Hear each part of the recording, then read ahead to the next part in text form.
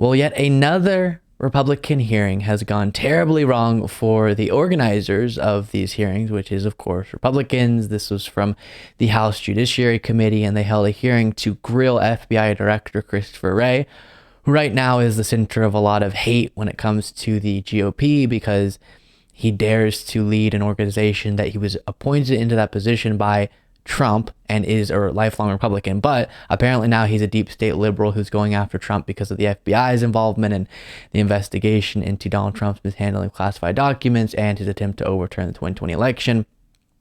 And the fact that Christopher Wray dares to do anything other than prevent Trump from being held accountable is offensive to many within the right wing. And so they want to grill him on that and Hunter Biden's laptop and all those different things we hear so much about. Well, interestingly, a Republican kind of went off the GOP script during the hearing and then in an interview afterwards and called out the very danger of what the GOP is currently doing and called out his own party in a really effective way. This was Ken Buck. We'll look at that here first from the hearing, then this interview afterwards, where he more specifically outlines his feelings on what the Republican Party is doing with the FBI and Christopher Wray right now.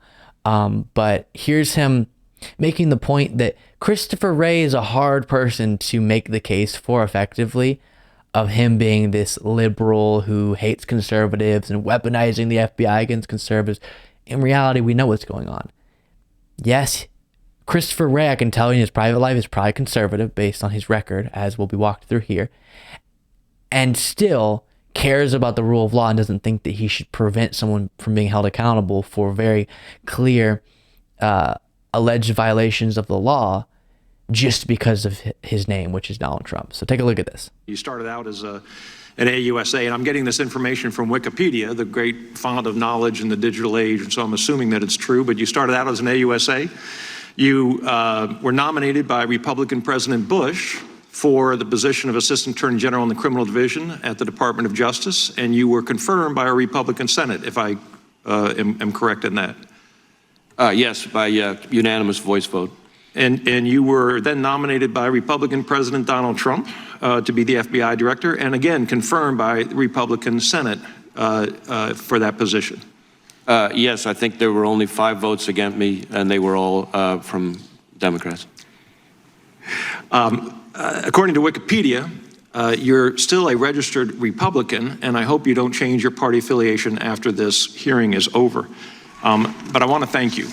I want to thank you. You started out as So that is a Republican making the point that this is a lifelong Republican who at every turn was put into his most prominent positions by other Republicans and 2 Republican presidents, one being Donald Trump, who now he's supposed to be weaponizing the agency he leads to go after. Yeah, sure.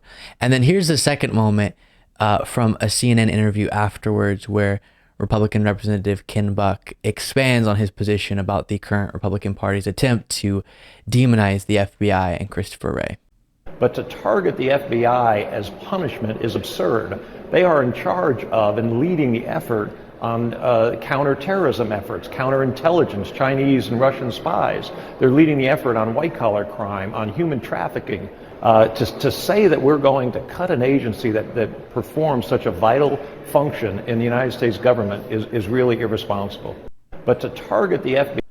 And I'm sure Ken Buck perpetuates the same talking points about double standards with the justice system and plenty of things that we would argue against, but he's willing at least here to recognize how absurd his own actions, or his own party's actions, I should say, have been and are. And this whole public stunt to try to make out the FBI to be biased against conservatives, it's all just that. It's a political stunt. It's to get brownie points with the base and to defend Trump.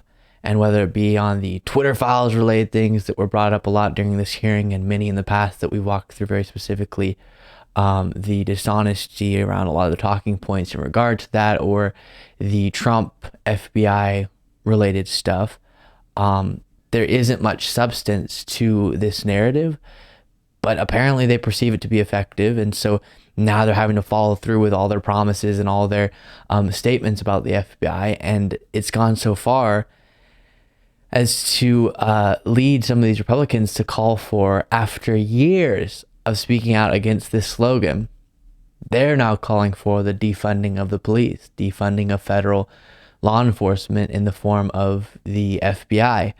And some even calling for the abolition of the FBI based on their own dishonest narratives about what's going on with the FBI.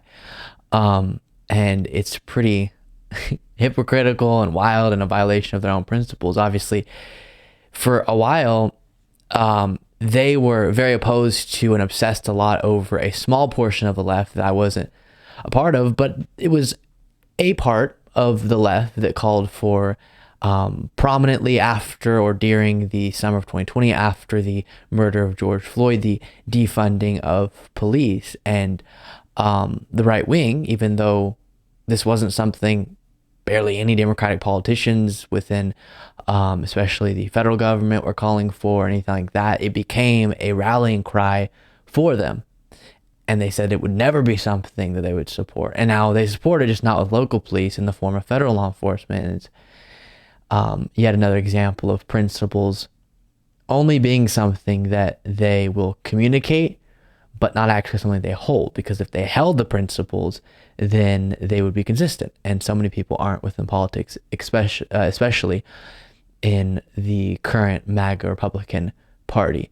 So we'll see how this all progresses, but it's a really dangerous precedent to set of, if we don't like the way that law and order is affecting people within our political party, then we're going to defund organizations, and we're going to go after those organizations and try to metaphorically or politically beat them into submission. That's not a good precedent at all. Thank you so much for watching. If you want to be a part of what makes this show possible, plus get access to the full video version of the show hours before all the clips are able to be uploaded to the YouTube channel, plus get the bonus show on the weekends, you can do so by going to lukebeasleyshow.com/membership. That's lukebeasleyshow.com/membership, and there's a link in the description.